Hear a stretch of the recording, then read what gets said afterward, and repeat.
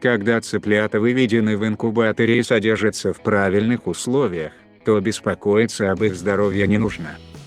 Зачастую заболевают те особи, которые были приобретены на рынке, ведь невозможно знать наверняка, в каких условиях их содержали. Существует несколько причин чихания цыплят. Первая причина – это простудные заболевания, связанные с неправильным содержанием птиц. В этом случае птенцы либо переохладились, либо попали под сквозняк.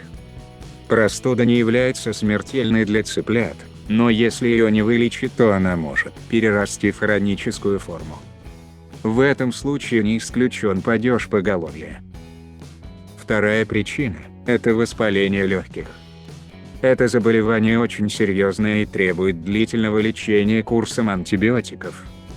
Во время течения этого заболевания у молодняка поражаются сначала бронхи, а потом идет осложнение на легочную ткань, при воспалении которой происходит раздражение, и цыплята начинают чихать. Третья причина – это микоплазмоз.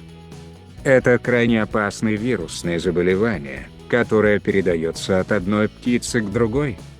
За считанные дни в опасности может оказаться весь курятник, так как подхватить эту болячку цыплята могут даже от других видов птиц.